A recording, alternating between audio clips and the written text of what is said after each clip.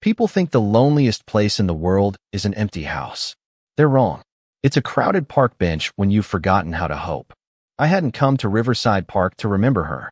That's what I told myself every Sunday morning, anyway. The truth was simpler and harder to admit. I came because this was the last place my wife had laughed without looking over her shoulder. 7 years had passed, yet the old oak tree still stretched its branches over the same weathered bench, and the Hudson River still carried tiny waves that shimmered beneath the pale October sun. New Yorkers hurried past with paper coffee cups and jogging strollers, too busy chasing another week to notice the man sitting alone in a charcoal overcoat. That suited me just fine. Most people knew my name for the wrong reasons. Others pretended they didn't know it at all. Vincent Romano had become someone spoken about in lowered voices, someone whose expensive suits and quiet expression made strangers instinctively step aside. They saw influence. They saw money. They saw bodyguards waiting discreetly 50 feet away beside a black SUV. What they never saw was the silence. The kind that followed me home every night. The kind that sat beside me now, heavier than the cool breeze rolling off the river. I rested a single white rose beside the bench, tracing the stem with my thumb. Claire had loved white roses because she said they looked brave without trying too hard. I smiled despite myself, then caught the reflection of that smile in the dark surface of my untouched coffee. It disappeared almost instantly. Maybe smiles had expiration dates. Mine certainly had. Somewhere behind me, children laughed near the playground. Their voices floated through the crisp air like echoes from another lifetime. Once, those sounds had made me imagine a future. Now they simply reminded me how quickly time could steal things you never believed were temporary. I checked my watch out of habit. 9:18. Thomas would remind me I had meetings. Luca would probably mention security concerns. My schedule was always full, yet my life somehow remained empty. That's when I heard tiny footsteps crunching across. Fallen leaves. They stopped directly beside my bench. I looked up, expecting a parent asking for directions or someone requesting a photo they would later deny taking. Instead, I found a little girl no older than 6 standing in front of me. She wore a faded yellow sweater beneath a denim jacket that had clearly belonged to someone else first. A small stuffed rabbit hung from one hand by a floppy ear. Her light brown curls escaped a loose ponytail, dancing whenever the wind found them. She studied my face with complete seriousness, the way children examine puzzles instead of people. Then, without fear, without hesitation, she tilted her head and asked in the softest voice I'd heard in years, "Sir, can I sit here with you?" For a moment, I forgot how to answer. No one approached me without wanting something. No one looked at me without calculating who I was. But this little girl wasn't measuring my watch or noticing the SUV or wondering why 2 men in dark suits stood in the distance pretending not to watch. She only seemed to notice the empty space beside me. I glanced toward the playground, expecting an anxious mother to come running. No one did. The little girl waited patiently, rocking slightly on her sneakers as though she had all the time in the world. Something inside my chest shifted, almost painfully. It felt unfamiliar, fragile, like a door that hadn't been opened in years had quietly unlocked itself. I moved my hand across the bench, leaving enough space between us for a child who could not have weighed more than 50 pounds. "Of course," I said quietly. "You can sit here." She smiled as though I had just given her the greatest gift in the world and climbed onto the bench without the slightest trace of hesitation. Her stuffed rabbit settled onto her lap while her small legs swung several inches above the sidewalk. For a full minute, neither of us spoke. She simply watched the river with complete fascination, as if every ripple carried a secret only children could understand. I found myself doing the same. Strange how silence could feel so uncomfortable with adults and so peaceful beside a child. "My name is Lily," she finally announced, extending her tiny hand toward me with surprising confidence. I looked at it for a second before shaking it carefully. Her fingers were warm despite the chilly morning. "Vincent," I replied.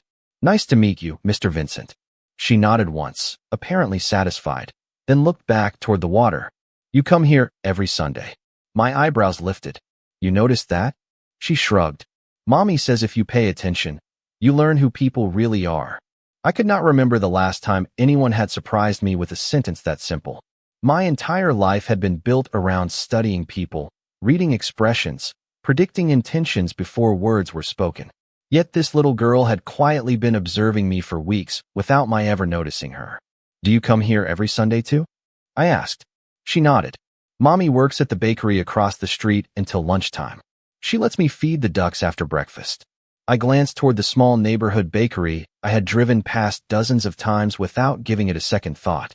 The windows reflected the autumn sunlight, and a handwritten sign advertised fresh cinnamon rolls.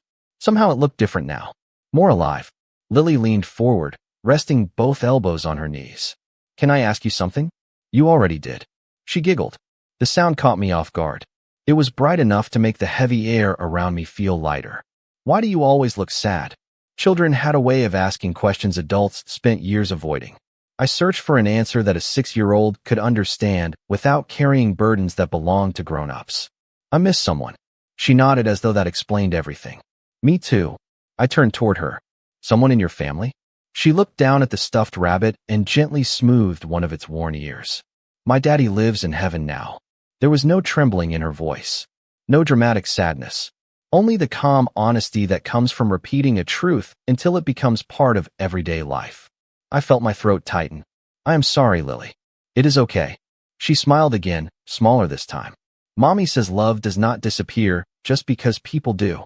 The breeze lifted a few golden leaves from the path, sending them dancing across the grass before they settled near our feet. Lily reached into the pocket of her little denim jacket and pulled out a crumpled paper napkin. Carefully unfolding it, she revealed half of a chocolate chip cookie. She broke it into 2 uneven pieces and held the larger one toward me. You should have this. I blinked in confusion. Why would you give me your cookie? She looked at me as though the answer should have been obvious. Because people who miss someone should not have to be lonely while they eat. For the first time in longer than I could remember, the silence inside me did not feel quite so empty. The cookie tasted slightly stale, the chocolate chips softened by the warmth of the paper napkin, but I could not remember enjoying anything more in years. Lily watched me take the first bite with the proud expression of someone who believed she had solved a very important problem. See, she said, everything is a little better with cookies. I laughed under my breath. The sound surprised both of us. She looked at me with wide blue eyes and pointed excitedly. You smiled again. Did I? A real one this time. Before I could answer, a woman's voice carried across the path. Lily. The little girl turned immediately. Mommy, I am over here. I followed her gaze and saw a young woman hurrying toward us from the direction of the bakery. She could not have been older than 28. Loose strands of chestnut hair had escaped her braid, and a light dusting of flowers still clung to the sleeve of her navy sweater. She carried the unmistakable exhaustion of someone balancing too many responsibilities, yet she moved with determination instead of defeat. The moment she reached the bench, she gently rested both hands on Lily's shoulders before looking at me. Relief crossed her face first, followed almost instantly by embarrassment. I am so sorry, she said, slightly out of breath. She wandered off while I was helping a customer. Lily, we talked about asking Mommy first. I did ask, Lily replied innocently. Not Mommy. Mr. Vincent. The woman closed her eyes for a second, clearly trying not to smile. That sounds exactly like something she would say. She extended her hand toward me. I am Emily Carter. I stood and shook it politely. Her grip was firm despite the flour on her fingertips. Vincent. She hesitated for a fraction of a second after hearing my name. Most adults did. Whether they recognized it immediately or only thought they had heard it somewhere before, there was usually a subtle shift in their expression. Emily simply nodded. Thank you for keeping her company. She kept me company, I answered honestly. Lily beamed as though she had won an invisible contest. Emily looked down at the white rose resting beside me on the bench. She did not ask questions. She simply offered a quiet smile that somehow carried understanding without curiosity. Someone important? She asked softly. I nodded once. Very. She looked toward the river before speaking again. The people we love have a way of staying with us, even after the world changes around us. There was something in her voice that told me those words had not come from a greeting card or a social media quote. They had been earned. Lily slipped her tiny hand into her mother's. Mommy misses Daddy too. Emily gently squeezed her daughter's fingers. Yes, sweetheart. I do. The honesty between them settled over the bench like the warm sunlight breaking through the clouds. No pretending. No carefully chosen distractions. Just love spoken aloud. It felt strangely unfamiliar. My phone vibrated inside my coat pocket. I ignored it. Seconds later it rang. Then again. Finally I answered. Yes. Thomas spoke with his usual calm professionalism. Sir, the board meeting begins in 20 minutes. Luca has everyone waiting. I looked at the river, then at Lily trying to convince a squirrel that half a cookie was an excellent business proposal. Reschedule it. Silence lingered on the line. Sir, you heard me. Very well. He disconnected without another question. Emily raised an eyebrow. I hope we did not get you into trouble. I slipped my phone back into my pocket. No. I think you may have just helped me remember there are things more valuable than keeping perfect appointments. Lily looked up with a bright grin. Will you come? Back next Sunday. I should have said no. My life depended on routines, distance, and keeping people safely outside the walls I had spent years building around myself. Instead, before logic could interrupt whatever had begun changing inside me that morning, I heard myself answer with complete certainty. Yes, Lily, I will be here. The city refused to slow down just because one Sunday had changed me. Monday arrived wrapped in steel gray skies, endless meetings, and polished conference tables where everyone measured success in numbers instead of moments. I sat at the head of the room listening to quarterly reports that would have held my complete attention a week earlier. Instead, my thoughts kept drifting back to a little girl sharing half of her cookie with a stranger she believed looked lonely. Thomas noticed before anyone else did. He always did. As we stepped into the private elevator after the meeting, he adjusted the cuffs of his tailored jacket and cleared his throat. You seem distracted today, sir. I watched the floors light up one by one without answering immediately. Tell me something, Thomas. How long have you worked for me? Almost 15 years. Have you ever seen me cancel a board meeting? No, sir. I nodded slowly. Neither have I. A faint smile appeared at the corner of his mouth. May I ask what changed? I thought about the question longer than I expected. Powerful people were supposed to have complicated answers. Mine was surprisingly simple. Someone reminded me that kindness does not need a reason. Thomas looked genuinely thoughtful before the elevator doors opened. He did not press further. He never did. Later that afternoon, I found myself taking a different route home. The driver glanced into the rearview mirror when I gave him the address. The bakery on West 72nd Street, sir? Yes. Even saying it aloud felt unusual. The neighborhood was quieter than the financial district, filled with families carrying grocery bags and children racing bicycles along tree-lined sidewalks. The bakery itself was modest, with white brick walls and flower boxes beneath the front windows. A little brass bell chimed as I stepped inside.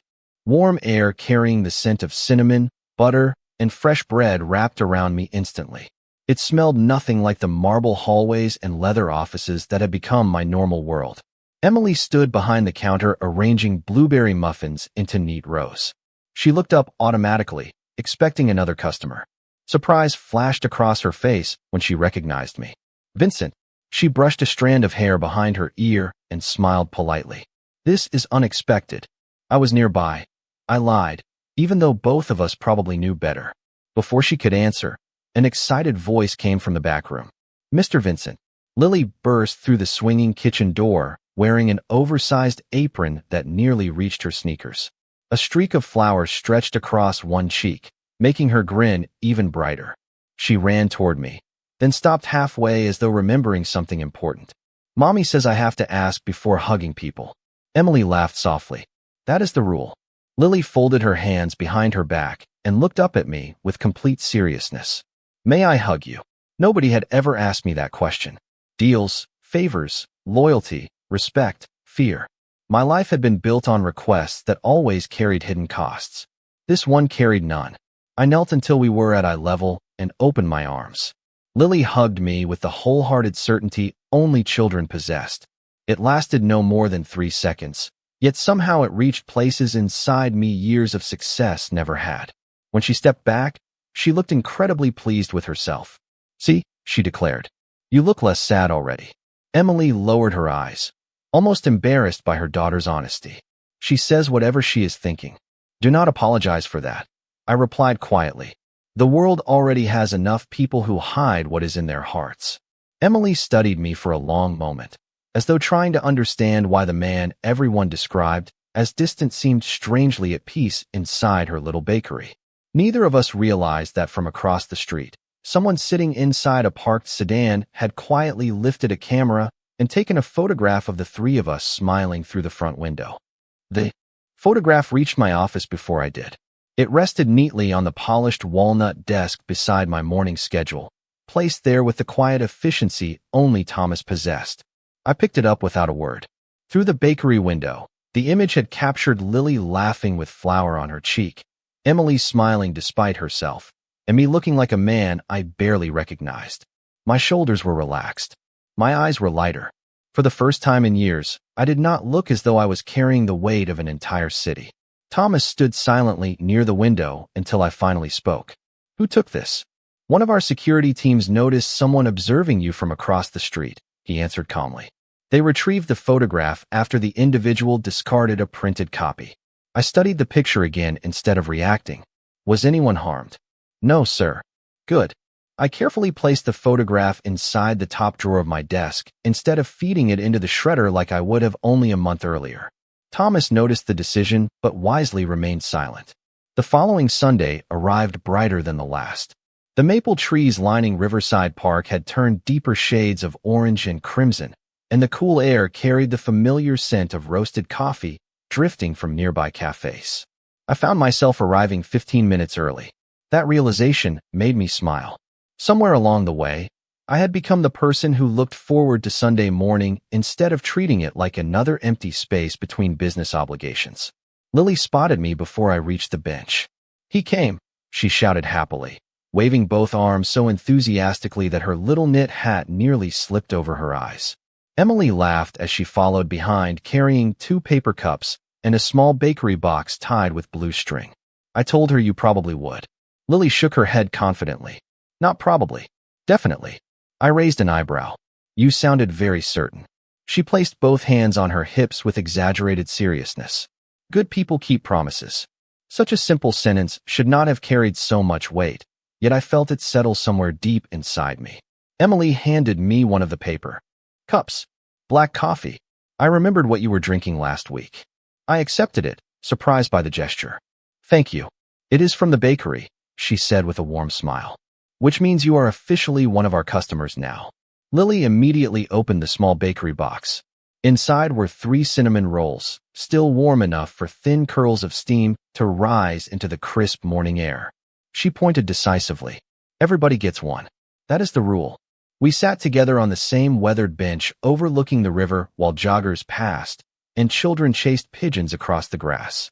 No one paid much attention to us. To them, we were simply 3 people sharing breakfast on a beautiful autumn morning. It felt wonderfully ordinary. Lily pulled several crayons from her little backpack along with a folded stack of paper. "I made something for you." She carefully unfolded the top page and held it toward me. It was a drawing of the park bench beneath the large oak tree. 3 smiling figures sat together while bright yellow leaves floated through the air. Above them, she had drawn a crooked sun with far too many rays.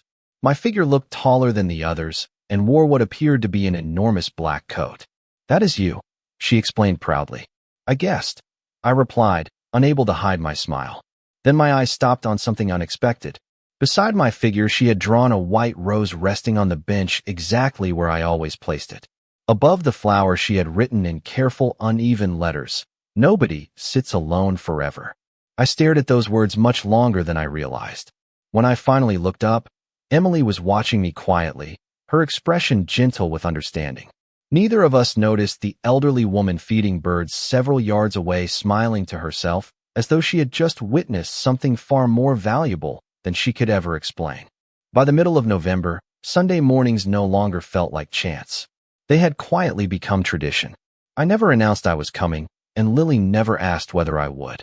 Somehow we both understood that some promises stopped needing words after they had been kept often enough. The park bench beneath the old oak tree felt less like borrowed space and more like a place waiting for us each week. One chilly Sunday, I arrived carrying a small paper bag from a bookstore instead of my usual coffee. Lily spotted it immediately. "That is not breakfast," she declared, narrowing her eyes with playful suspicion. "No," I admitted. "It is something else." Her curiosity nearly bounced her off the bench. I handed her the bag, and she carefully reached inside before pulling out a beautifully illustrated copy of Charlotte's Web. She held it with both hands as though it were made of glass. For me. For you. She looked down at the cover, then back at me.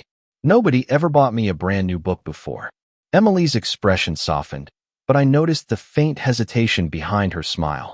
Vincent, you really did not have to. I wanted to. Lily opened the first page carefully, breathing in the scent of fresh paper. Books smell happy, she whispered. I think you are right, I replied. We spent the next half hour taking turns reading aloud. Lily insisted on reading every short sentence she could recognize, proudly sounding out the longer words one careful syllable at a time. Whenever she stumbled, Emily gently encouraged her instead of correcting her. Watching them together reminded me that patience was another form of love. As the morning drifted by, Emily excused herself to answer a phone call from the bakery. I remained on the bench while Lily continued turning pages beside me. After several quiet minutes, she looked up unexpectedly. Can I ask another question? I smiled. You usually do. She traced one finger along the edge of the book before speaking. Why do those men always stay so far away? I followed her gaze toward Thomas and two members of my security team standing near a walking path, pretending to admire the river while discreetly watching the area. They work with me, I answered. Do they always have to make sure you are safe? I nodded once. Lily thought about that for a moment. Who makes sure they are safe? Her question settled over me with the same quiet force as the first one she had ever asked. I looked toward Thomas. 15 years. Thousands of long days. Endless. Loyalty. I had never once asked whether he was tired, whether he missed birthdays, whether he had someone waiting for him at home. My eyes lingered on him longer than usual. Thomas noticed and gave the smallest respectful nod, assuming I was giving another silent instruction. In truth, I was realizing how many people had quietly carried my burdens without ever asking for recognition. Emily returned a few minutes later, slipping her phone into her coat pocket. Everything all right? I asked. She smiled, although it looked a little forced. Just a busy morning at the bakery. One of the ovens decided today was a good day to stop working. Lily closed the book with determined confidence. Do not worry, Mommy. Good people always help each other. Emily kissed the top of her daughter's head. I hope you never stop believing that. I watched the two of them standing together beneath the falling leaves, and without saying a word to anyone, I reached into my coat pocket and quietly sent Thomas a single text message. It contained only one sentence. Find out everything the bakery needs, but make certain they never know it came from me. 3 days later, Thomas walked into my office carrying a slim folder instead of his usual tablet. He placed it quietly on my desk and waited while I finished signing the last document in front of me. You asked me to find out what the bakery needed, he said. I looked up, and they were approved for a small business improvement grant 6 months ago. He paused. The funding was unexpectedly withdrawn before the equipment could be replaced. I frowned. Why? Thomas opened the folder. The paperwork shows a clerical error, but after looking more closely, it does not appear to have been accidental. I slowly closed the fountain pen in my hand. Go on. The bakery has been struggling ever since. Miss Carter has been working 6 days a week, often before sunrise until early evening, trying to keep the business open while raising Lily alone. He slid one photograph toward me. It showed Emily carrying heavy boxes into the bakery before dawn, bundled inside a worn winter coat. Another image showed her locking the front door long after sunset. She has never asked anyone for help, Thomas added. I leaned back in my chair, staring at the photographs much longer than I intended. There was no self-pity on Emily's face, only determination, the same quiet strength I had seen every Sunday in the park. Can we solve the equipment problem without drawing attention? I asked. Thomas nodded. Already arranged.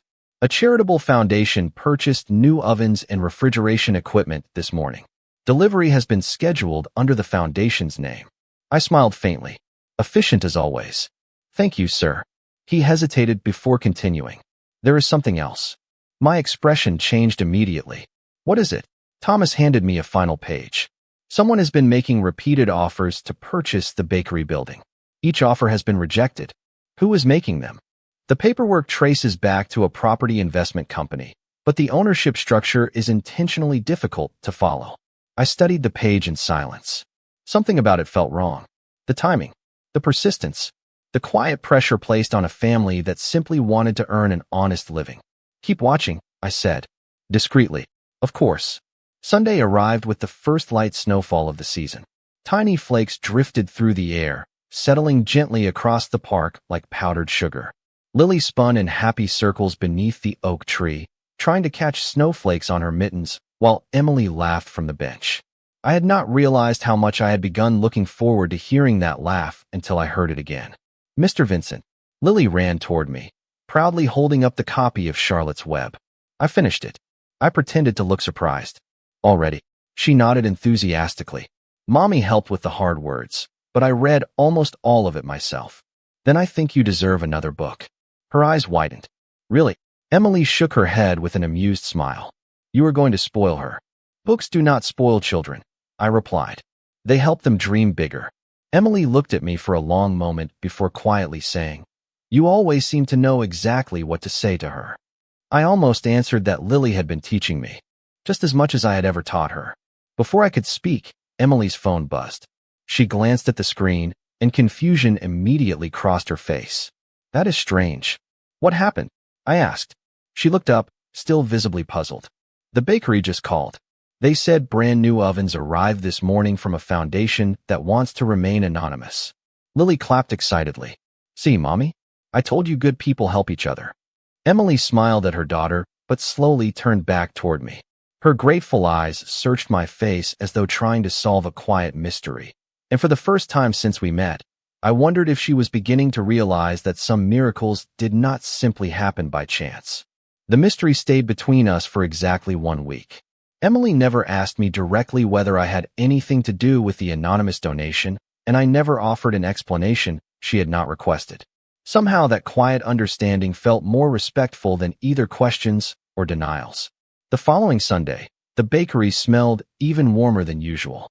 Fresh cinnamon, melting butter, and baked apples drifted through the open doorway as families lined up along the sidewalk. Lily proudly stood behind the counter wearing the same oversized apron, carefully placing cookies into paper bags with complete concentration. Every customer received exactly 1 smile for free. Business looks good, I said as Emily handed me a cup of black coffee. She glanced around the crowded bakery, almost unable to believe it herself. The new ovens cut baking time nearly in half. We sold out yesterday for the first time in months. She laughed softly. I actually had to tell people we were out of bread. I never thought that would happen. There was color in her face now, where exhaustion had once lived. The dark circles beneath her eyes had faded. Hope had a way of changing people long before circumstances fully caught up. Lily hurried over carrying a small paper bag decorated with hand-drawn hearts in blue marker. This one is for you. What is inside? I asked. She whispered dramatically. The very first cinnamon roll that came out of the new oven. I accepted it with both hands as though it were something priceless. Then I am honored. She leaned closer. Do not tell the other customers. They will get jealous. I nodded seriously. Your secret is safe with me. Emily shook her head, laughing again. You two have become quite a team. We carried our breakfast across the street to the familiar bench beneath the oak tree. Snow still covered patches of grass, sparkling beneath the pale winter sun. The river moved slowly, reflecting silver light across its surface. Everything felt peaceful in a way I had once believed no longer existed. Lily sat unusually quiet that morning. She held her stuffed rabbit close while watching a pair of swans glide across the water. Finally, she reached into her little backpack and pulled out a folded photograph with worn edges. Can I show you something? She asked. Of course. She placed the picture gently into my hands. It showed a smiling young man lifting a much smaller Lily onto his shoulders during what looked like a county fair. Balloons floated behind them, and both faces carried the effortless happiness of an ordinary family enjoying an ordinary afternoon. That is my daddy, she said softly. His name was Daniel. I looked carefully at the photograph before handing it back. He has kind eyes. Lily smiled. Everybody says that. She grew quiet again, tracing one finger across the edge of the picture. Sometimes I worry he will forget me because heaven is really far away. Before I could answer, Emily gently reached for her daughter's hand. Sweetheart, love does not forget. Lily nodded slowly but still looked uncertain. Then she turned toward me with complete trust. Mr. Vincent, do you think people can still hear us after they are gone? The question settled over the frozen park like the falling snow. I looked at the white rose resting beside me on the bench and thought about all the Sundays I had spent speaking silently to someone I could no longer see. My voice came quietly, but without hesitation. I do. I think love finds its way farther than we ever can. Lily studied my face for a long moment. Then she slipped her tiny mitten into my hand and squeezed it gently. Then I think your wife knows you. Smile again now, and I bet that makes her happy. The world around me disappeared. The river, the city, the distant traffic, even the cold winter air faded into silence. My eyes filled before I could stop them, and for the first time since I had stood beside Claire's grave 7 years earlier, I did not hide the tears that quietly found their way down my face.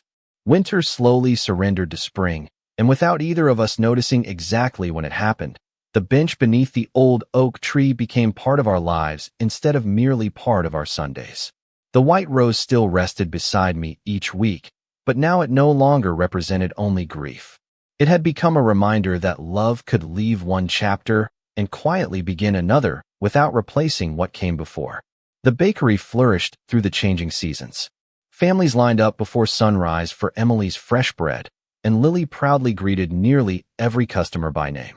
Whenever I stopped by during the week, she insisted on introducing me as my friend who always keeps his promises. Somehow that description mattered more to me than every title I had earned over the years.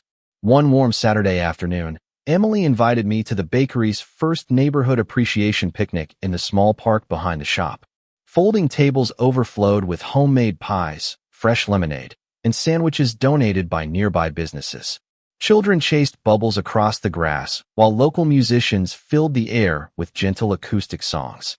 It was the kind of ordinary celebration I had spent most of my adult life believing was meant for other people. Thomas stood nearby, smiling more openly than I had ever seen before. "You look different, sir," he said quietly. "Do I? You look home." I glanced toward Lily teaching 2 younger children how to feed breadcrumbs to a family of ducks without frightening them. Emily stood beneath a flowering dogwood tree laughing with several neighbors whose lives she had quietly touched through years of kindness. I realized Thomas was right. Home had never been a building. It had always been the people who made silence feel safe instead of empty. Later that afternoon, Lily tugged gently on my sleeve. "Close your eyes." I obeyed without asking why. Tiny hands placed something light into mine. "Okay, open them." Resting in my palm was a simple wooden picture frame she had painted herself. Bright blue covered most of the edges, although cheerful streaks of yellow and green wandered across the corners where her small brush had refused to stay inside the lines. Inside the frame was the drawing she had made months earlier of 3 people sitting together beneath the old oak tree with a white rose resting beside them. She had added one new sentence across the bottom in careful handwriting. "Families can grow from kindness." My throat tightened again. Emily stepped closer. She worked on that every evening this week. Lily looked up nervously. "Do you like it?" I knelt until we were face to face. "Lily, this is the most valuable gift anyone has ever given me." She smiled with complete relief before wrapping her arms around my neck. I hugged her carefully, feeling the same quiet peace that had first found me on a lonely park bench months earlier. As the afternoon sun settled lower across the trees, I walked alone to the familiar bench one last time before heading home. I placed a fresh white rose beside it and looked toward the river shimmering beneath the golden light.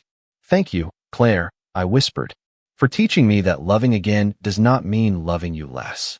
The breeze stirred gently through the branches overhead, carrying the laughter of children across the park. Behind me, Lily called my name, her joyful voice filling the air with effortless certainty. I turned and saw her running toward me, with Emily smiling just a few steps behind. For the first time in many years, I did not feel like a man walking away from the past. I felt like someone finally walking toward the future, and I understood a truth no amount of power or success had ever been able to teach me. The strongest hearts are not the ones that never break. They are the ones brave enough to open again after they do.